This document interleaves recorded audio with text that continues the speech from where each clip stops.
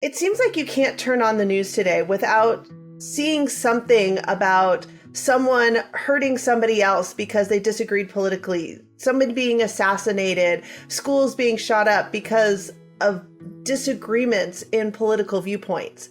This idea that if you disagree with me politically, you're evil and you're my enemy, therefore I have the right to hurt you, is something that has become increasingly common today. But how do we stop it? How do we get back to a point where we can disagree and not see each other as the enemy? Welcome to Into the Desert, exploring the wilderness of ideas. Don't forget to hit that like and subscribe button. And if you want to support our channel and our mission of encouraging discussion, not division, please join us in Patreon. The link is in the description.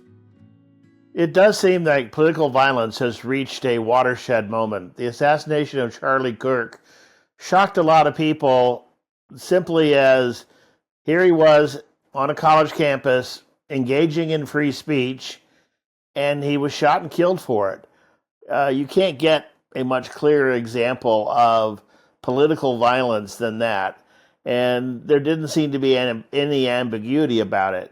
He was shot, and he was shot because he expressed views that were different from that of his shooter, and his shooter felt he had a right to kill him. Yeah, even before we knew who the shooter was and why the shooter did what he did, people were all over social media celebrating the fact that Charlie Kirk was gone, that he was killed because, well, he was an evil person. He had evil beliefs, and therefore he got what he deserved. That is very much a detriment to democracy, because if you can kill somebody because they disagree with you, then they can kill you because you disagree with them, and that is not going to end in a good place. This has just got to be walked back. We've done it in the past. I mean, we've had political violence in the past, and we've walked it back in the past. In the 1960s, there was the killing of Martin Luther King, and there was the killing of RFK. And then in the 70s, you had the shooting of Wallace and several attempts on President Ford. And in 82, you had the assassination attempt on Reagan. And then, thankfully, the political violence tended to die away. And it's remained minimal for a long time. It never completely goes away. There are always nutcases on both sides out there. But for the most part, it wasn't something that was foremost in people's mind. But in the last few years, with the rise of the internet and the algorithms that push hate and push violence, they push people to be angry so that they get more clicks. We've seen this boiling up of hatred come to the surface again, and we've seen a whole slew of at least semi-political attacks. You had the attack on a congresswoman in Arizona. She was killed. You had Josh Shapiro's home was burnt. You had Steve Scalise and softball shooting. And the assassination of the CEO in broad daylight in New York City. Yeah. And the 2 assassination attempts on Trump. I mean, it has been growing, but there's been these kind of gray areas as to, well, were they really politically motivated or were they mentally insane? Some of them were just insane. This is about as clear as you can get. And you see a real big difference. The people celebrating online, they're celebrating the death, the political assassination of somebody. And that's difficult in this country to understand how we get beyond that. Especially when we're talking about a person who hasn't hurt anybody, unless you fall into the philosophy of words hurt. But in the end, it's not like he's actually in politics. It's not like he's making policies that are changing the way people live. He is out there talking to people who disagree with him so that we can have conversations. And he was murdered for it. Yeah. And many people are now asking, what do we do? This was very much a watershed moment. This is a moment where things will either break one way or they'll break the other. But something's going to happen here. And I think there's a lot of people that sense that, and that's why this killing has resonated the way it does. You see a lot of people pointing fingers, accusing the other side, who started the rhetoric, who's reinforcing the rhetoric, and there's some valid conversations to be had there, but they don't really help, because what we need to do is we need to figure out, how do we stop that? And I was watching the interview of the last person to speak with Charlie Kirk before he died. And one of the things that caught me about what he was saying is that they were talking about this culture where people don't talk to their families anymore. I think it's become very common now to cut off your parents or cut off your siblings if they say maybe the wrong thing or sort of come across things a little different. And, you cut these people off, and then you go, you're left standing and you're an island. Mm-hmm. It makes sense that you're like, well, what is a father? When people stop talking, really bad stuff starts. When marriages stop talking, divorce happens. When civilizations stop talking, civil war ensues. When you stop having a human connection with someone you disagree with, it becomes a lot easier to want to commit violence against that group. What we as a culture have to get back to is being able to have reasonable disagreement where violence is not an option. I agree. We need to stop that culture, that idea, whatever you want to call it. We need to get back to talking to people. We need to get back into the room with those that disagree with us.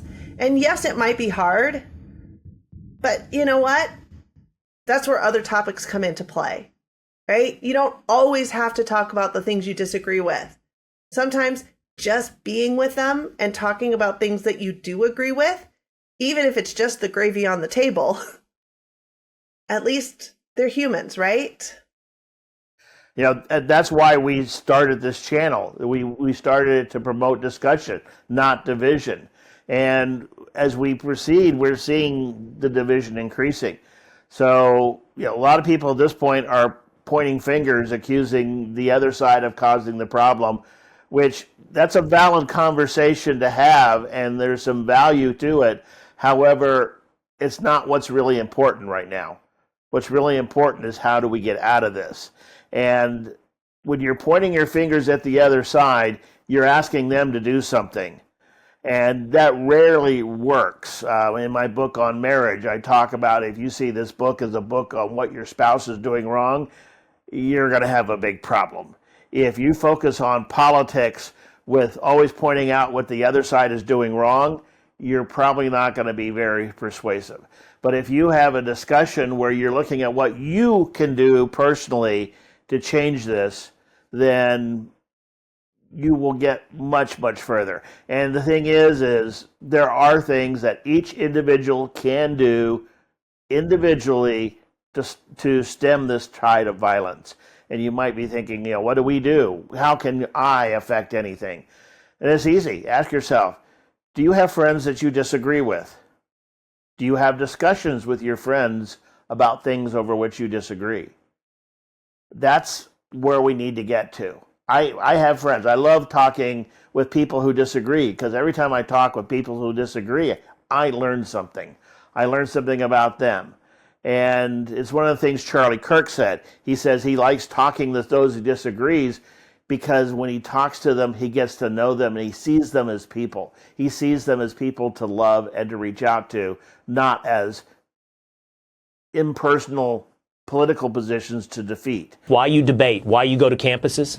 Yeah, most importantly, number one is to give the conservative students on campus, the Turning Point kids, conviction and understanding that they are not alone, that there's a lot more people on campuses that share these views, that share the conservative worldview and believe in liberty and freedom. And so number one is to give conviction to the conservative student who thought they were alone, and to make them understand they're not alone. Number two is to challenge the lies, is to paint a picture that actually that the positions and the ideological monopoly the left has on these college campuses must be challenged, must be questioned. And what we do at Turning Point USA is we have an open mic. If you disagree, you can come to the front of the line. Anyone can ask those questions. And then number three is we create these discussions for people online, and so that they've been seen billions of times, as you mentioned, Will, on TikTok and other platforms, and they are reaching people right where they scroll on their smartphones, where they can see real, unedited, authentic conversations about the biggest issues of our time. Instead of just, someone sitting in a studio, they're seeing real, raw conversations and discussions. Those are the three major reasons we do this. And the impact has been culturally transformational. And that's where we need to get to, is where we're talking to people, because you have to talk to people in a democracy. Yeah, you have a dictatorship, you can do whatever you want if you're the dictator. And if you're not, you can't do anything at all. But if in a democracy, each of us has the power, and to exercise that power, we need to use our voice. We need to get out and not yell at people, talk to people. Not seek division, but seek discussion. And that's where we can each have a point. We should each, over the coming weeks and months, reach out to people to have a conversation with them. And it's easy. Just ask them one simple question, why? And then sit back and listen. And just listen to why they hold the views they do. Because you know what? The vast majority of American people are not evil. They may disagree with you. You may even be in a minority position. But they have reasons for what they believe. They may be good reasons. They may be bad reasons. They may convince you you're wrong. But maybe if you listen, you'll see some points that you can convince them on. But it's the discussion that will lower the temperature. Nothing else will. Yeah, originally we were going to release a video about tolerance and the way that term has changed, and we'll still release that. It's just going to be in another week or two that we'll release that instead of this video. But this idea that people can be eliminated, assassinated, hurt, people with families and children whose lives are changed forever just because they disagree with you. This is something that needs to stop. And I understand there's a lot of emotions on both sides. People are angry on both sides. Some legitimately, I would say some illegitimately. There are reasons to be angry, and there's reasons that really this is what you choose to be angry about. But in the end, we're all human beings. We all have feelings and values and lives and histories that have shaped the way we see this world. That doesn't make us evil. That doesn't make me right and you wrong, or you right and me wrong. We're all here to work together, and we need to celebrate the fact that you've had different experiences and that you see things in a different way. And then we need to talk about that. Let's talk about why you see things differently than I do. Why you think that you're right and I'm wrong. Because maybe you're right, maybe I'm right, but maybe we're both right. And if we're both right, am I evil? Are you evil? So let us know what you think. Do you have an idea of how we can get back to having decent conversations with people? How do we get back to the point where we're allowed to have conversations with those that disagree without seeing them as the enemy? Let us know what you think in the comments. We do read your comments and we respond to many of them. Thank you for watching Into the Desert. And if you've made it this far, consider watching one of our other videos and supporting our channel on Patreon, especially if you want to support our mission of encouraging discussion and not division. Thanks again for watching Into the Desert, exploring the wilderness of ideas.